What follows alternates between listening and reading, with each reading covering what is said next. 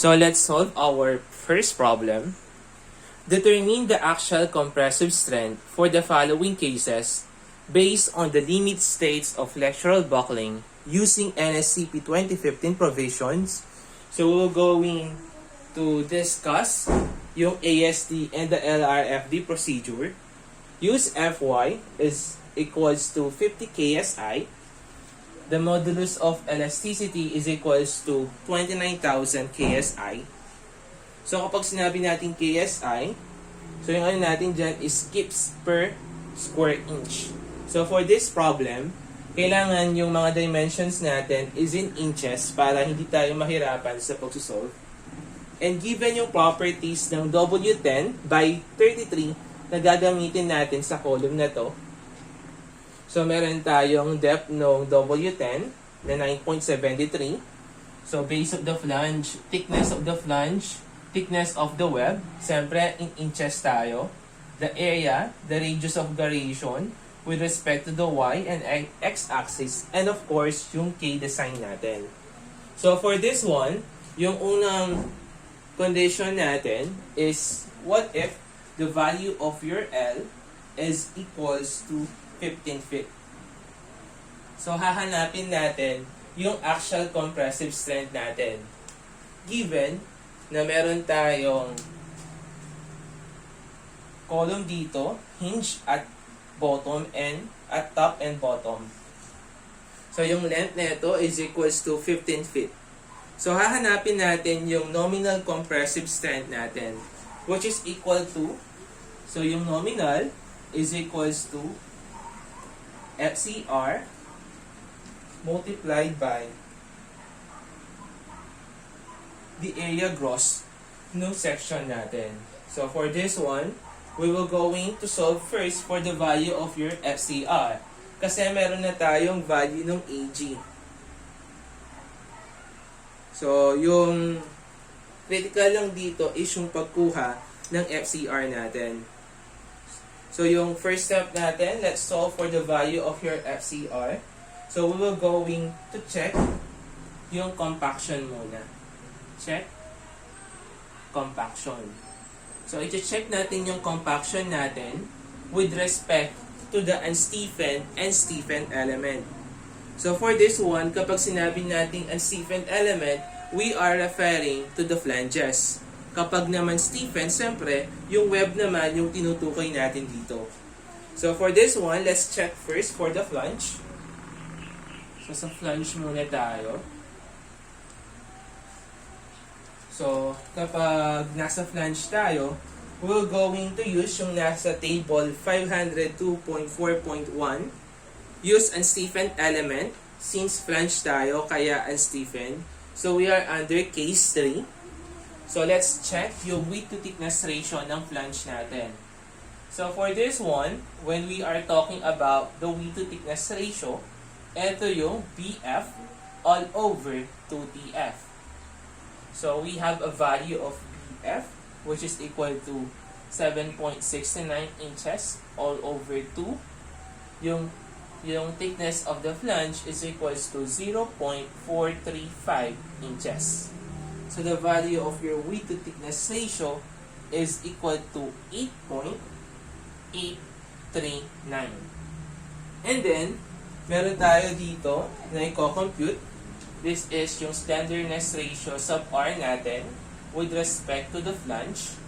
So yung given dun sa table natin, that is equal to 0.56 multiplied by square root of E over Fy. So for this one, we have a value of E. So that is in KSI. So that is equal to 29,000 KSI, and the value of your Fy is 50 KSI. So we have a value of gamma RF which is equal to 13.487. Since yung BF all over 2TF natin is less than to the value of your gamma sub RF, Therefore, compact yung flange natin. Otherwise, non-compact yung flange natin kapag na-exceed ng BF all over 2TF natin yung nakuha nating lambda RF. So for this one, kapag compact yung flange natin, meaning to say, not slender yung element natin.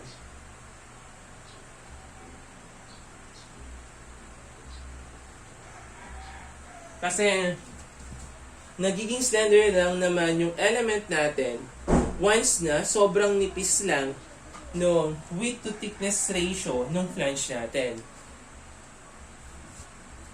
So next naman, after the flange, we will going to solve for the width to thickness ratio ng web natin. So for this one, checking for the width to thickness ratio ng web natin. So we have a given formula which is equal to H all over TW, wherein the value of your H that is equal to yung total depth natin minus 2K des. So, yung D natin that is equal to 9.73 minus 2, yung K design, it is equal to 0.935. So the value of your H is now equal to 7.86 inches. So makukuha na natin yung value ng width to thickness ratio natin sa flange all over yung thickness ng web natin, which is equal to 0.290, which is equal to 27.103. So for this one naman, yung limiting naman natin for the value of your lambda sub r, so eto F, siyempre meron din tayo sa web, which is equal to 1.49 square root of E over Fy. So substitute mo lang yung value ni E and the value of your Fy. So you will have a value of 35.884. So for this one, siyempre we're going to compare yung width to thickness ratio natin at saka yung lambda RW. So for this one, yung H over TW natin, that is less than to the value of your lambdas RW. Therefore, compact yung web natin. So kapag compact yung web natin, therefore, yung web natin, that is a not slender element. So, depende kasi yung slender natin, mali-determine na slender yung element natin, depende dun sa width to thickness ratio ng web and at the same time ng flange natin. So, after computing, after determining kung slender or not slender yung element natin, so we will now proceed dun sa pagkuha ng nominal natin. So for this one, since parehas na compact yung flange at saka web, parehas silang non-slender element, so we are going to use yung section 505.3 sa NSCP 2015 o yung flexural buckling of members without slender elements. So since without slender elements yung section natin, we're going to use this section. So under this section, we're going to solve for the slenderness ratio. So pag sinabi nating slenderness ratio, that is yung ratio nung length natin all over to the radius of the direction na meron tayong value nung K natin. So for this one, we have a given na dalawang value ng radius of gyration natin. Siyempre, yung kinukuha nating value ng slenderness ratio is yung mataas. Yung mataas na value yung kukunin natin dito. Yung mas mataas na value. So, under this one, siyempre, yung gagawin natin dito, between Ry and Rx, ano yung pipiliin natin? Siyempre, kukunin natin dito is the value ng mas mababang R para yung makuha nating value ng slenderness ratio is mas mataas. So, for this one, gagamitin nating R is yung Ry natin, which is equal to 1.94. And siyempre, yung K naman natin, which is yung effective length factor natin, since yung column natin that is hinged at top and bottom, so yung gagamitin natin dito, K is equals to 1.0. So for this one, gagamitin natin yung theoretical value since wala namang sinabi dito sa problem na we are designing a column. So let us use K is equals to 1.0 multiplied by L. So the value of your L here is equal to 15 feet. Kaso, kailangan yung mga dimensions natin dito is in terms of inches. Kaya, i-convert natin yung 15 feet into inches. So, we will going to multiply 12. So, you have a value of slenderness ratio which is equal to 92.784.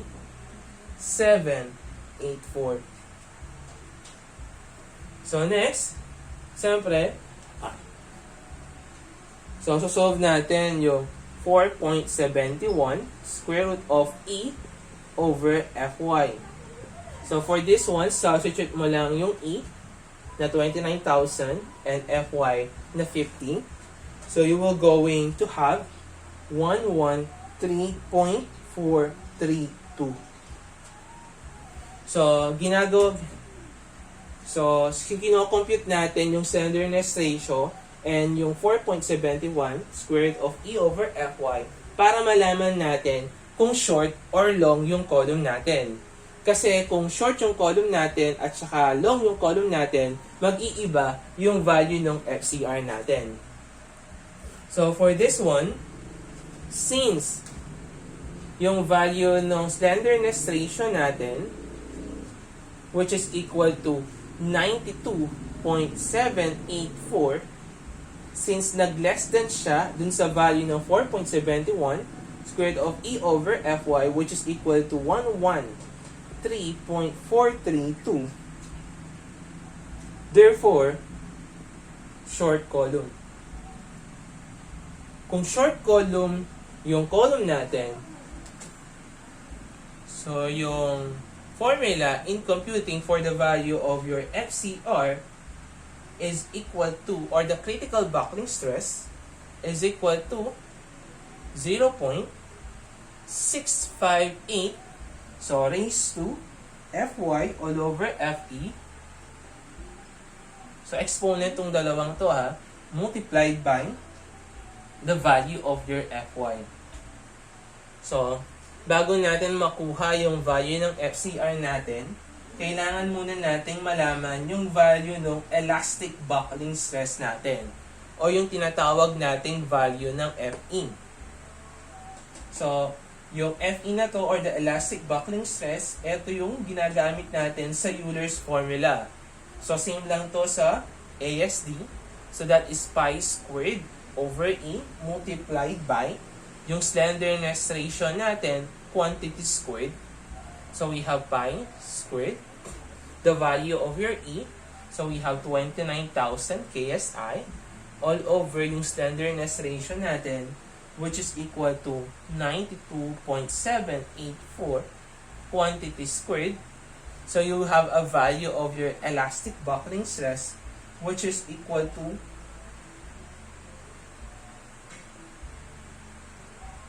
33.347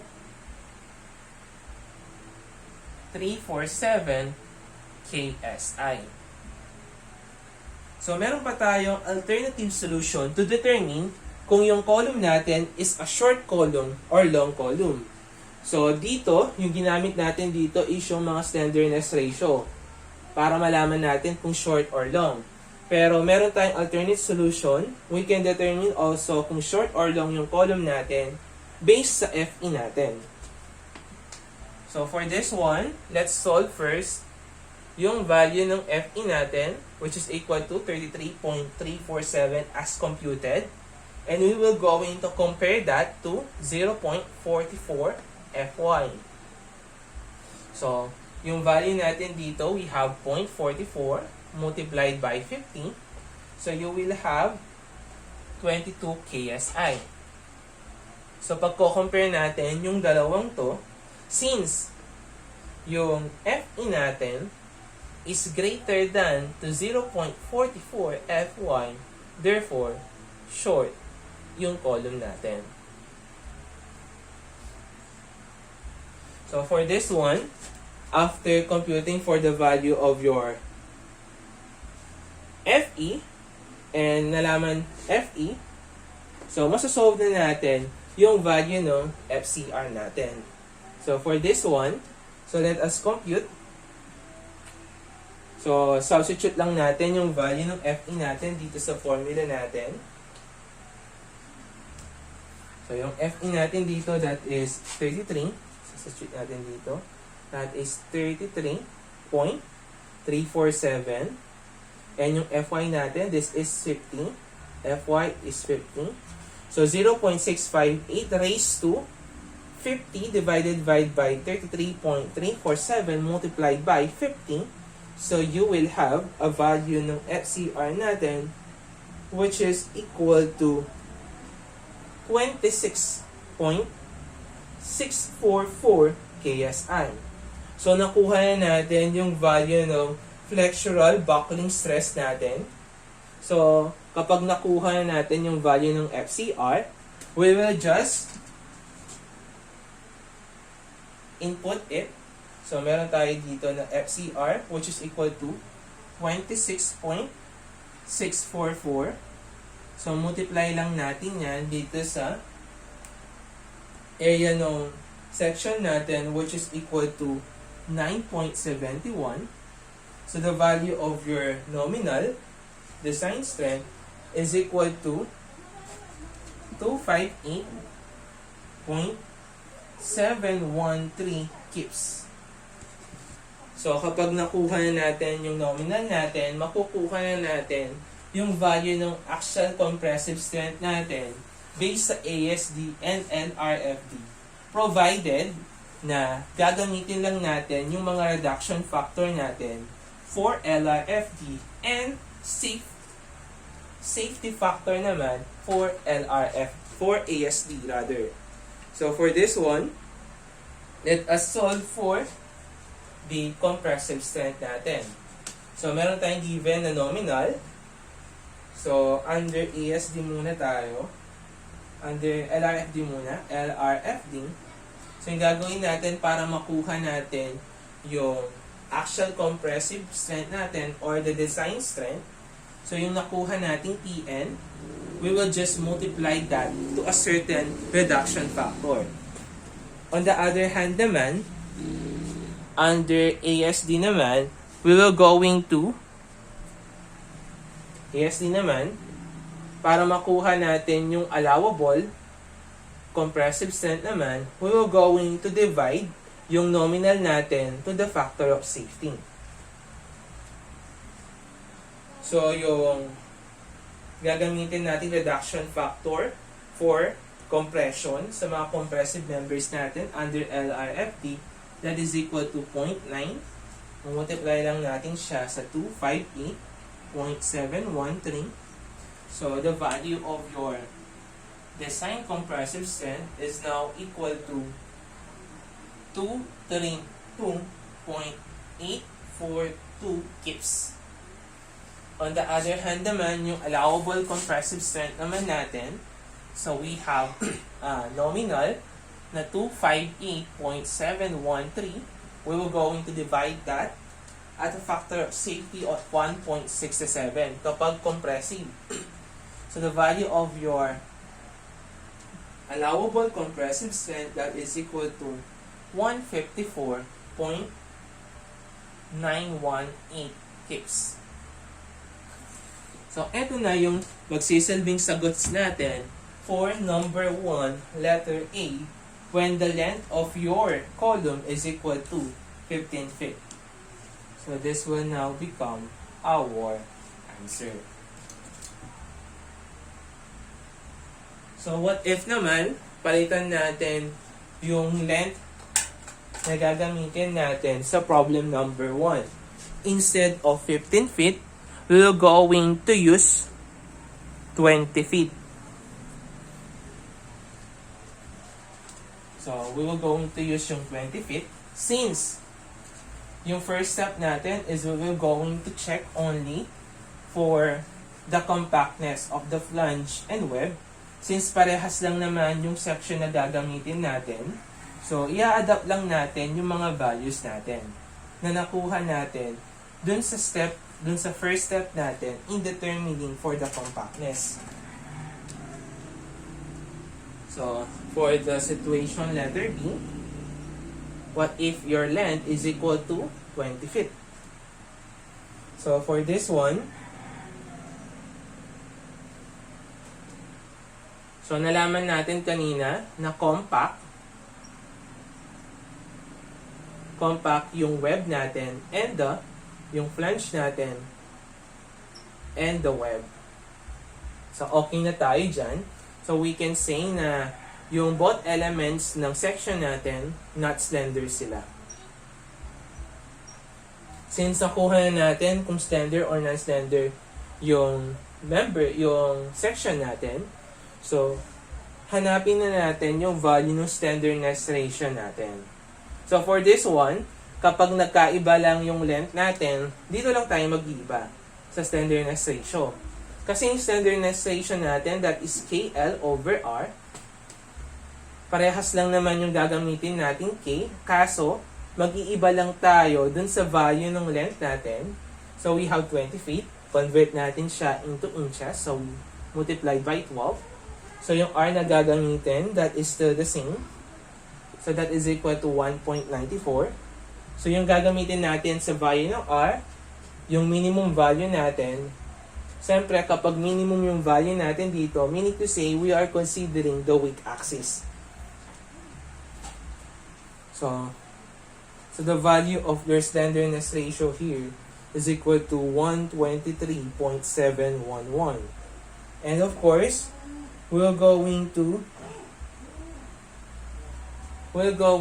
compare this value, the slenderness ratio, to 4.71 square root of E over Fy, which was computed earlier na equal to 113.432. So, nakakaroon lang tayo ng comparison sa slenderness ratio and this value to determine kung short or long column yung column natin. So, for this one,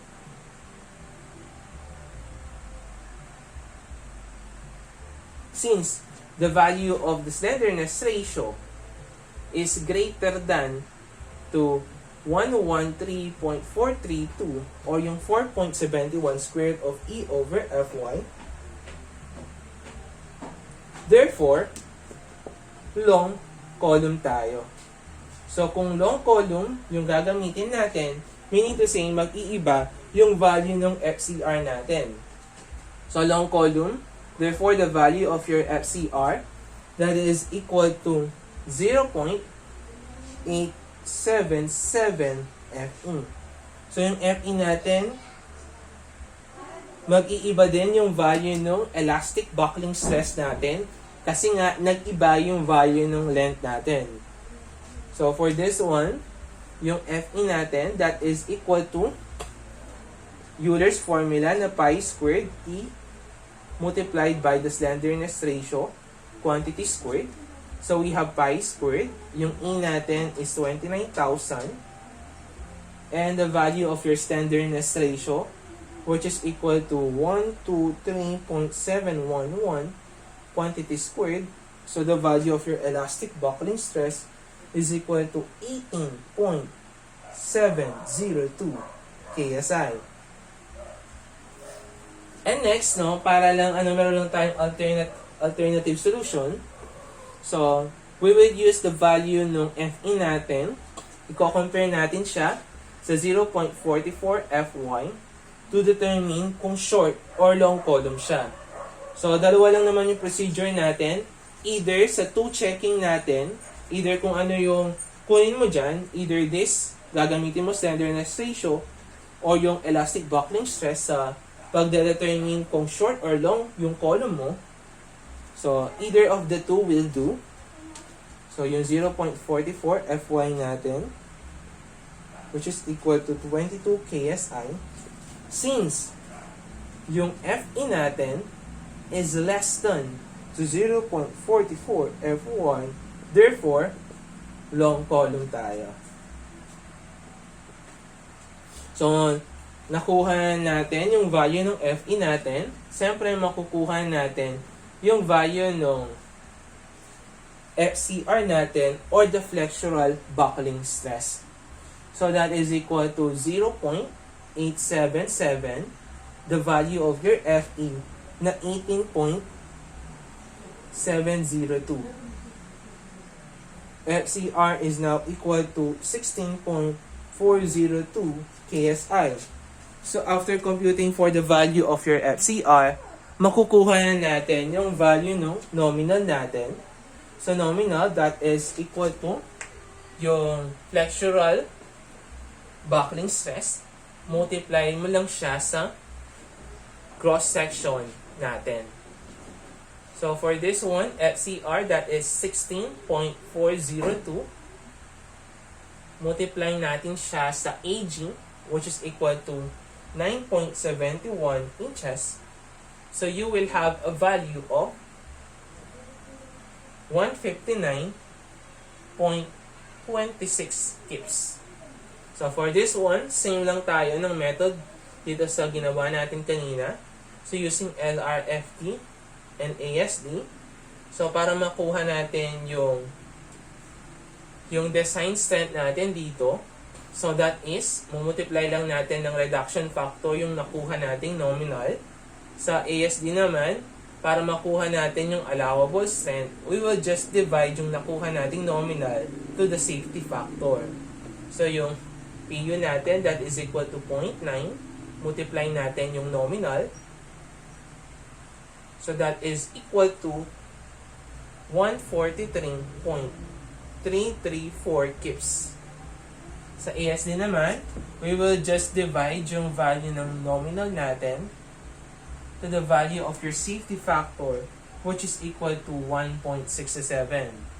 So, yung allowable compressive strength natin, that will be equal to 95.365 kips. So, when the length is equal to 20 feet, this will now become your design strength and your allowable strength.